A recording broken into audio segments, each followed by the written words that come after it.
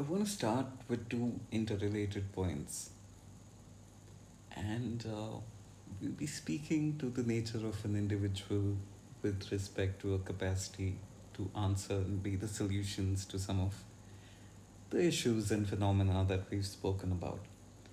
There is a tendency to leave the answers and the search for answers to two fields.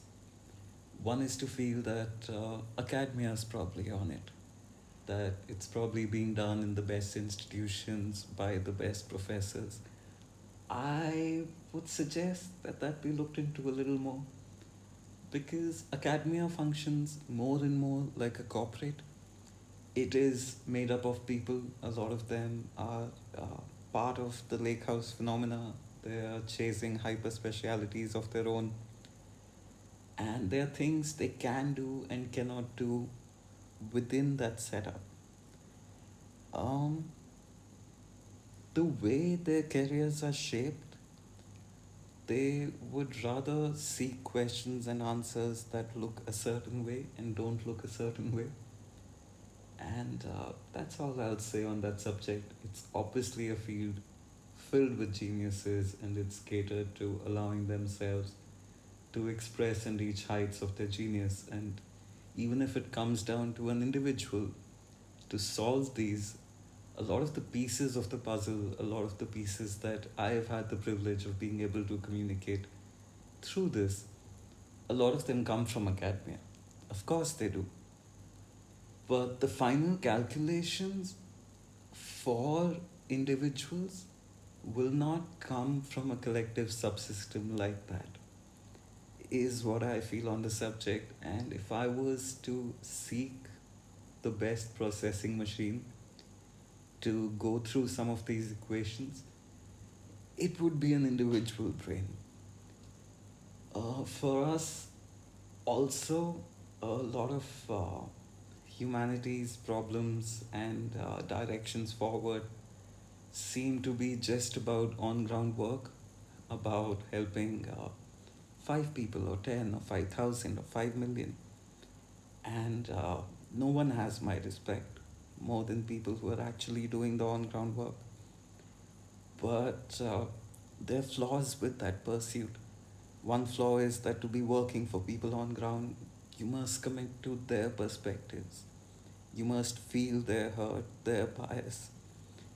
And because you're struggling against such a immovable practical problem, it's easy to lose hope in the system.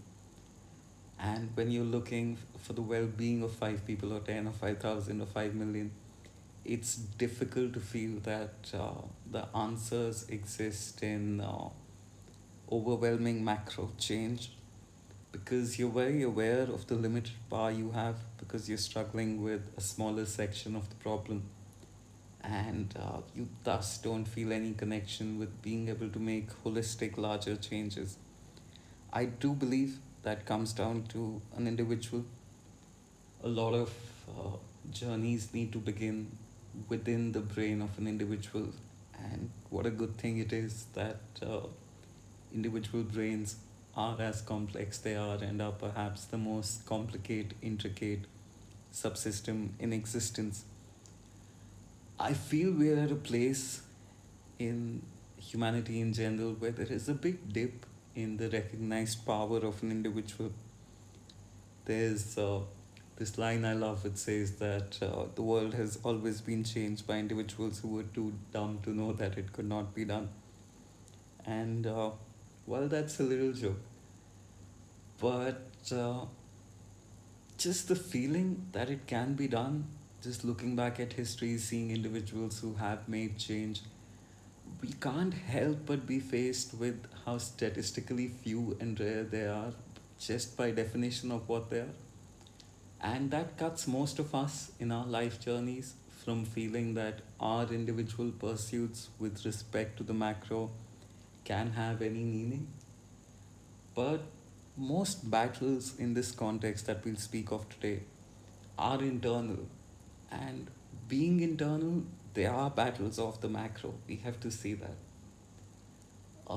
This brings us neatly along to this little box, which I was going to leave blank because I wanted to show that there can always be pieces of the puzzle added as and when they feel relevant.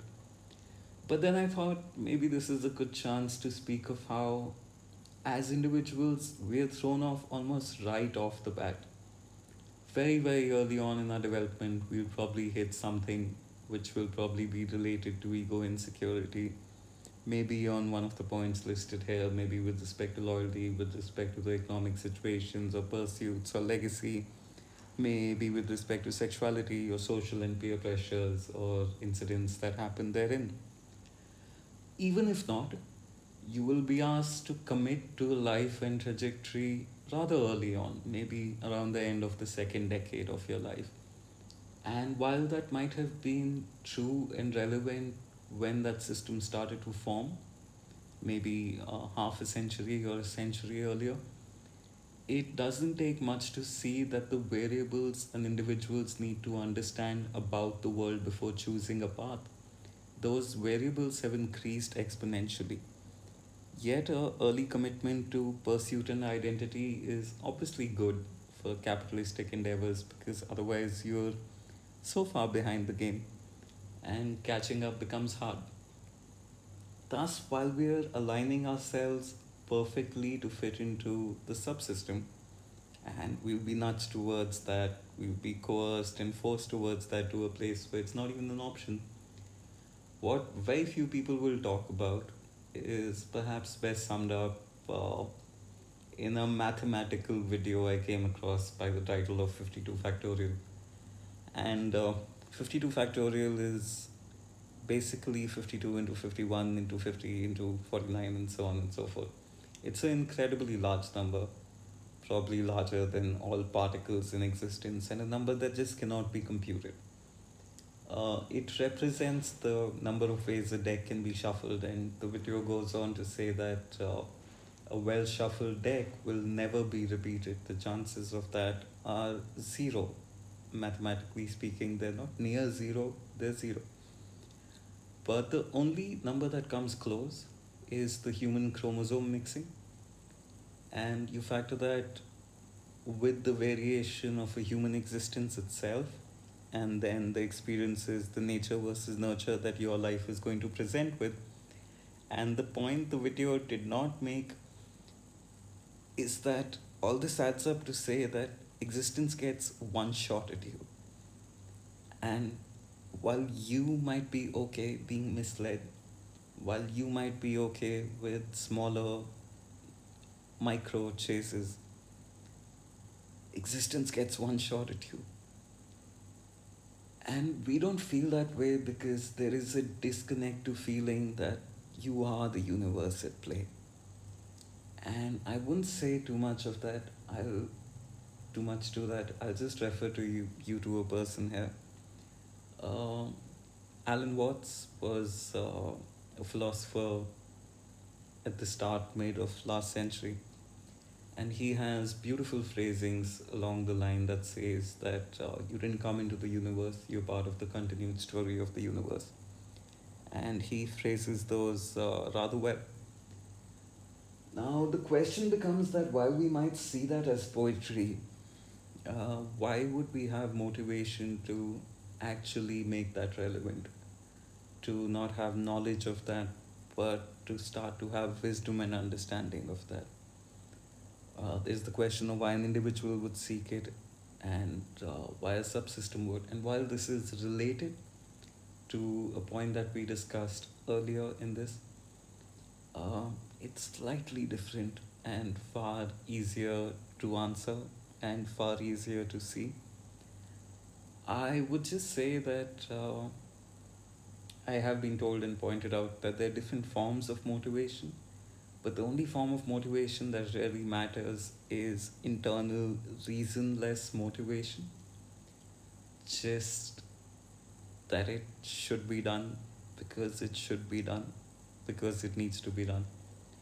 And thankfully, that's not the sort of motivation that our deviations offer, but it is motivation that the challenge of recognizing that offers internally And it would offer that for an individual, it would offer that for the subsystem and for the system as a whole.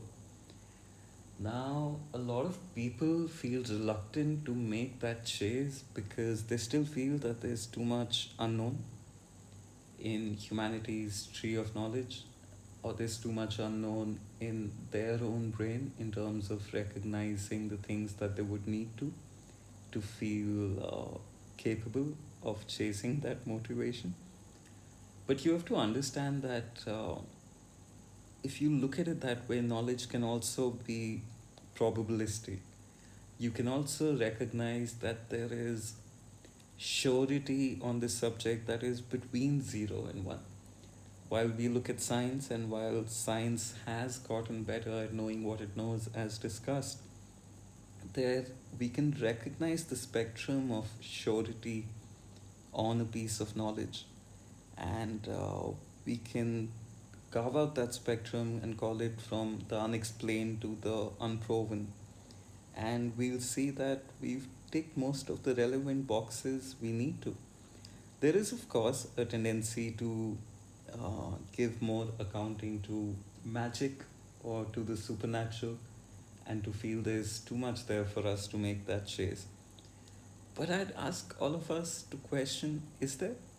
And I've just given an example here of how, if you compare these four things, how, if you look at the fact that language does exist, that we have made computers and recreated computational processes, we do understand neural pathways and how our thought work to a large degree. We do understand DNA sequencing and cells and organs of the body. And when you compare that with things that are in that spectrum between the unexplained and the unproven, you obviously start with what happens after death, or you look at rebirth or something like that. If you look at physics, you have dark matter, maybe that's unaccounted for.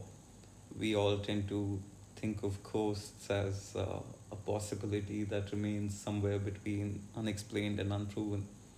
And there's recently a lot of attention to the phenomena of UAPs. But if you compare them, one has to see that what's on the left is by far the bigger piece of the puzzle here. And I hope we can account for that when we are making our calculations. But there will remain valid forks in the road.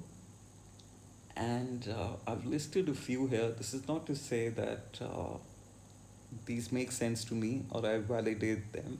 But if I was to construct a top down sentient flowchart, it would have forks in the road that would seem valid, and we can, as spoken before, it's just a parallel to music theory, where if you have one major scale, you can have as many diversions, and you can say, oh, in my song, the third note is flat. In this scale, you have to go from the third note to the seventh, or so on and so forth.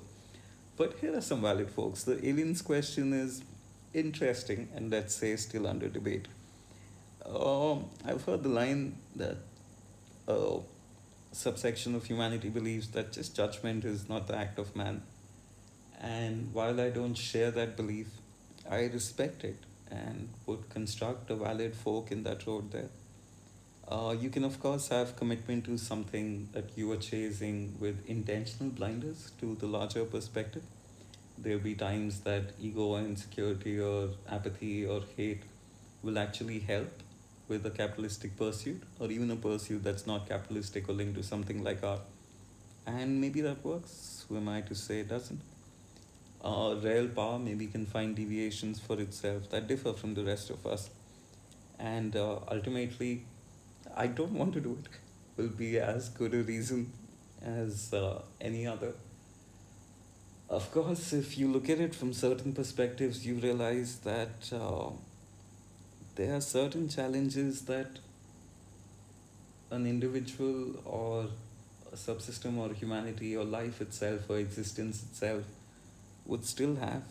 And I've listed an example here, which is one day I realized that in any system you construct, any variant of life that occurs, there will be qualities that are desirable, there will be qualities that are being chased, And if a small section has them, then a far larger section will have the ability to fake those, or to represent or learn or mimic those from them being deconstructed. And because there will always be that difference in the percentage of the first group and the second group, you'll probably always have the second group defining the system just by weight of sheer numbers. And it struck me that this is not a problem of humanity today, or this is not a problem of humanity, but this seems to be a problem of just the construct of life itself. And that made me think of whose problems are they, becomes an interesting question. And at some level, we have to realize that maybe humanity is just an iteration of trying to answer a lot of those questions that would be common to life and to existence. And the way that would be constructed is that it would not be leveled. It would not be that only a lower step of a subsystem can attempt questions of the higher step. You can, of course, have individuals attempting questions of humanity or of life or of existence itself.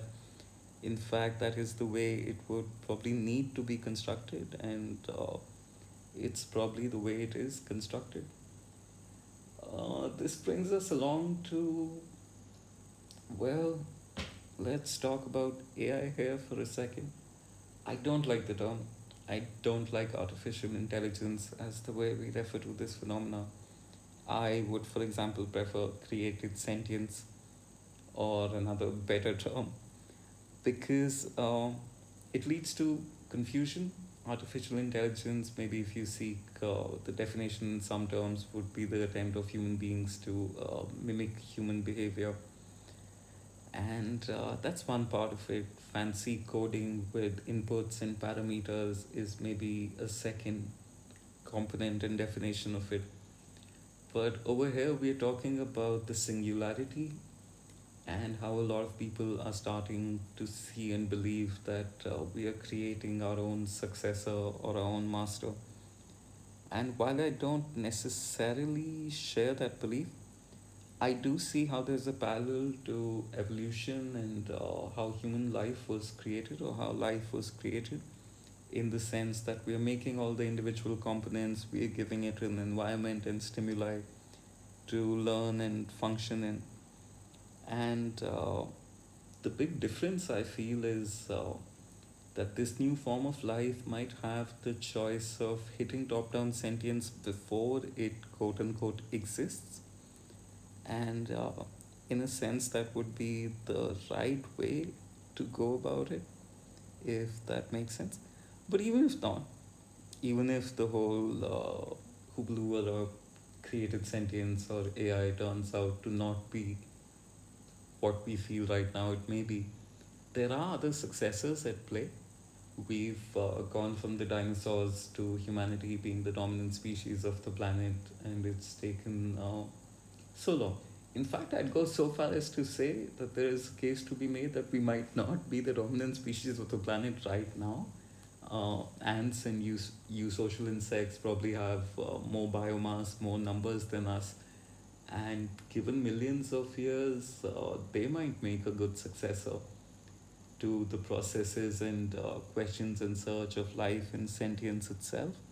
Or you look at trees, or you look at the way the ocean works, and just to understand that it would be hubris to think that the quest for these questions and answers, and whether they can be gotten right or not, that that battle lives and dies with humanity, and that might not be true. On that ominous note, we might want to move on to something a little prettier. And a lot of it comes down to poetry and word games. And I'll just take this chance to point out that in these conversations, for a lot of people, they need to be a lot more about science and logic, bereft of faith and spirituality and poetry. But for a lot of people, these conversations need to be about poetry and faith and spirituality, and that's how it works better for them. So these are just 4 5 thoughts, and some of them are direct quotes, some of them are paraphrases. I really like the line that says, if you want one line for your existence to make sense, I would just recommend this one, which is to say that you're a thought the universe is having, or you're a thought existence is having.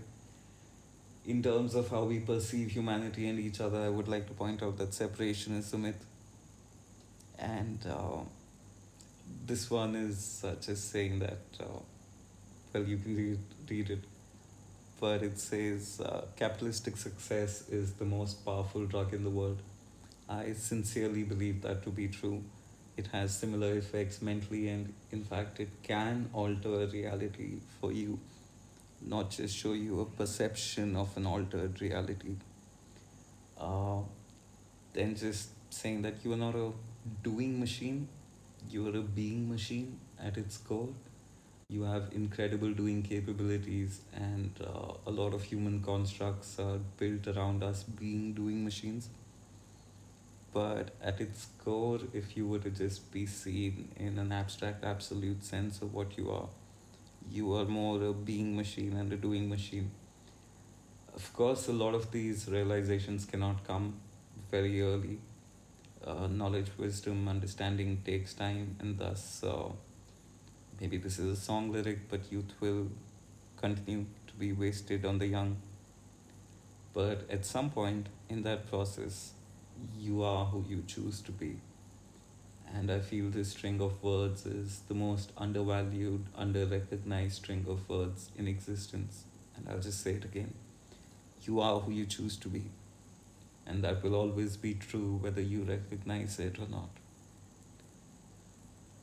So we'll move from that line to what will be the last little box of this conversation. And it's just a suggested approach and perspective on the whole picture at large. And I call it the rungs of self awareness. Um, it's referred to in other terms, as I've realized over time. The ego, superego, conscious, there's so on and so forth. There's terminology I know that is used for a similar rung based system. I don't like that terminology at all. I feel it completely throws off what it's meant to be. So, this is just my attempt to do a similar process. But I believe sentience believes with the feeling of I exist. It's what you have in babies and animals, and the starting points of sentience. From there, individuality will start to emerge. Uh, there are features of individuality.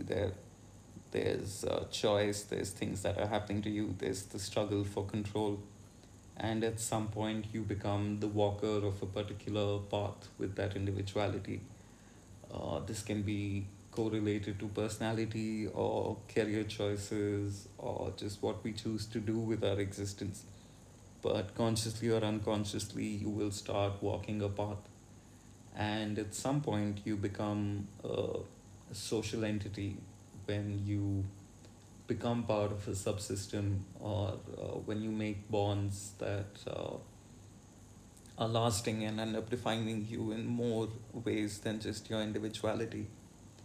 Then at some point you start realizing that you're just a representative of larger systems at play, so that individuality becomes colored by those subsystems themselves.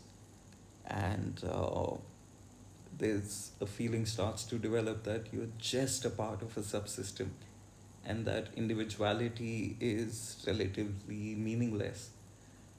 Uh, as we go on from there, there can perhaps be a realization that both that individuality and that subsystem are similarly meaningless with respect to the largest or larger systems at play. And the next step up from there, which I'm not sure is very easy to get to, but perhaps would manifest as a feeling of nothingness. And if moved past that and you can start again to feel as something from there, then that's just a step away from completely feeling like you are existence itself.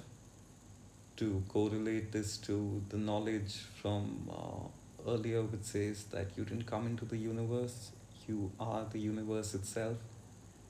And from there on, true understanding of that would lead to a self aware existence as the universe itself, still within a biochemical casing, still as an individual, still as a walker of a path, still as a social entity, still as a representative, still as nothing, and still as existence, but as self aware existence. Now, there are a couple of myths here that I would just like to refer to. One is that this is a elevated state, that this should be parallel to terms like enlightenment and nirvana. It shouldn't be.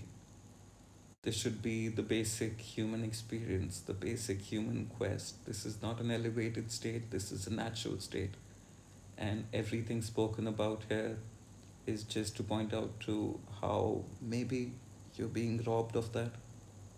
And the way to fight that is just to steer upwards. You can't stay maybe in higher rungs on that than you are allowed to. And you'll probably need to keep coming down, because you will be pushed down constantly with the version of the world that you're being presented with. And you'll be knocked down with events and occurrences, of course you will. But all you need to do in those moments is just lick those wounds, fight back, keep working your way upwards, and you'll be fine. And just remember, at its core, it is an individual's challenge. And as sentience, maybe that's what we are meant to be doing here. It's the most obvious answer, and we have a lot of narrative cop outs built into the system at this point of time. As discussed before, I've tried to do what little here one can in a short period of time to point some of them out and speak to how they can be best countered. This is not a short conversation, and I'll be hoping to speak to the individual boxes in far longer time durations as time goes on. Before that, I feel there are a few points to be made, a little music to be made along the way, and this maybe wraps up the process of this month. There is a process to be done through this year, and I hope you'll be around to observe, witness, and be part of that journey. If not, I hoped I helped in the smallest ways, or at least I was a little entertaining.